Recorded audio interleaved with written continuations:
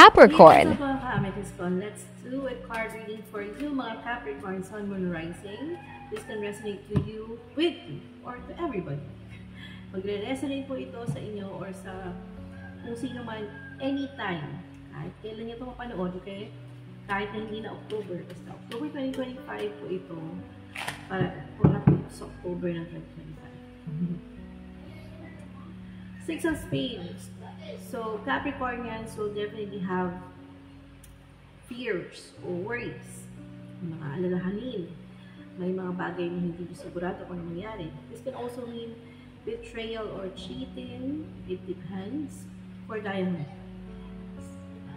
Kung gusto niyo siguraduhin yung isang sitwasyon, there should be a security, pero pwedeng mag-alala ka na hindi ka sigurado. 5 Diamond, lalo sa trabaho, pera, finances, transaction or negosyo. Dahil nasa panahon ka, currently, bago mag-October, na merong mga pagsubok. Parang may karmic effect. Okay? So, what will happen to you, my dear Capricorn, Sun, Moon, Rising? Your partnership and collaboration will definitely give you improvements, developments, or achievements. Lalo na kung may kapartner ka to move forward, to have a long distance partnership or traveling journey. Ayan. Anything that can resonate with you. Okay. Sunod naman natin ang ating tarot card.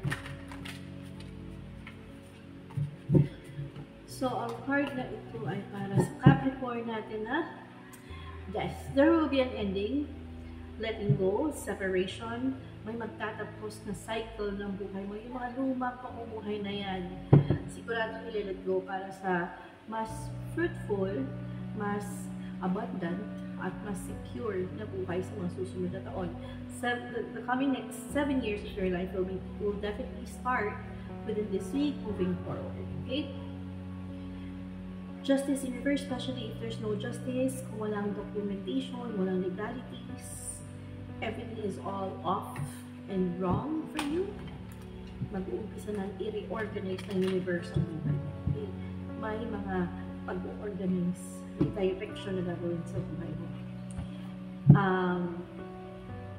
And transformation in reverse means ayaw mo man ng pagbabago. Ayaw ko ng mga transformation eh. But the power will be coming out from transformation. Sa pagbabagong gagawin natin sa buhay mo, definitely, meron kang posisyon, may status, may mas magandang seguridad na buhay, mga asahan.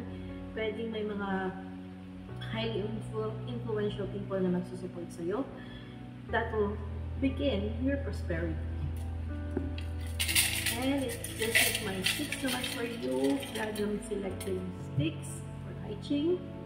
You will gain respect starting today moving forward. Kahit na hesitant ka o hindi ka sigurado.